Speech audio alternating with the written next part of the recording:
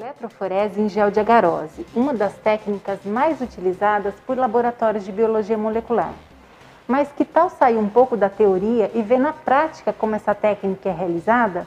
Hoje nós vamos fazer uma visita virtual a um laboratório de biologia molecular. Vamos lá? A eletroforese em gel de agarose é uma técnica utilizada para a gente separar fragmentos de DNA de acordo com o tamanho que eles têm.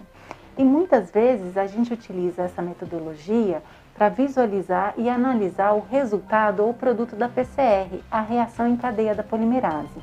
E através dessa técnica a gente consegue identificar bilhões e bilhões de cópias de um ou mais fragmentos diferentes de DNA.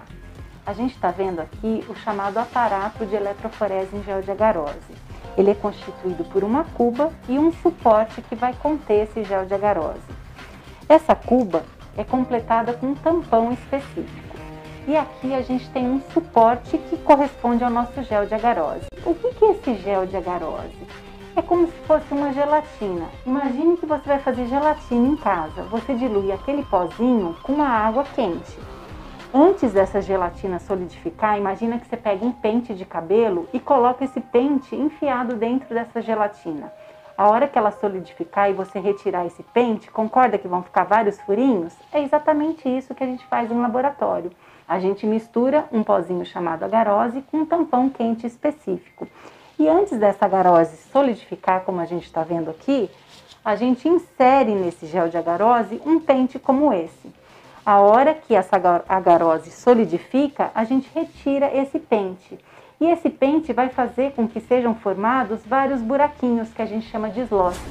E é dentro desses slots que a gente insere aqueles produtos de PCR ou aqueles fragmentos de DNA que a gente vai analisar. Então vamos ver agora como essa técnica é realizada.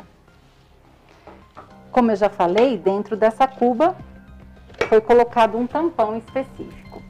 Aí a gente vai inserir o nosso suporte já com gel de agarose solidificado aqui dentro da cuba.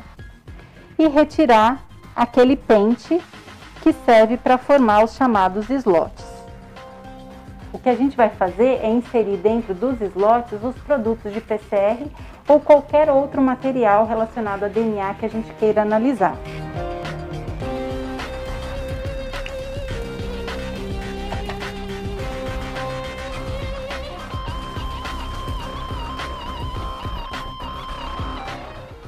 Depois de colocar cada amostra de DNA em um dos slots, a gente vai fechar essa cuba e ela vai ser ligada numa fonte de energia. Vejam que nessa cuba tem um fio preto que corresponde ao polo negativo e um fio vermelho que corresponde ao polo positivo. E os slots onde a gente inseriu as amostras de DNA estão aqui bem próximos do polo negativo.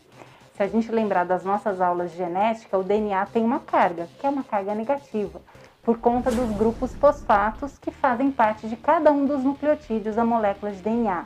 Então, a hora que a gente ligar essa fonte, vai passar corrente elétrica através desse gel de agarose. E essa corrente vai fazer com que as moléculas ou os fragmentos de DNA migrem do polo negativo em direção ao polo positivo. E aí, o que vai acontecer nesse processo chamado eletroforese? Aqueles fragmentos de DNA de menor tamanho, eles vão passar com a maior facilidade através dos poros desse gel. É como se fosse uma malha. E aí eles vão migrar mais rapidamente e chegar mais próximos do polo positivo.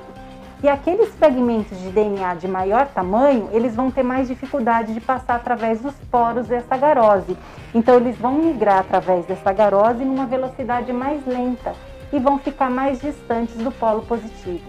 E é dessa maneira, então, que a gente consegue visualizar, identificar fragmentos de diferentes tamanhos, porque eles vão migrar e parar em diferentes pontos ao longo desse gel. Quando todo esse processo de migração de fragmentos de DNA terminar, a gente retira o gel da cuba e leva para um outro aparelho que vai tirar uma fotografia e vai nos indicar ou vai nos permitir visualizar os diferentes fragmentos.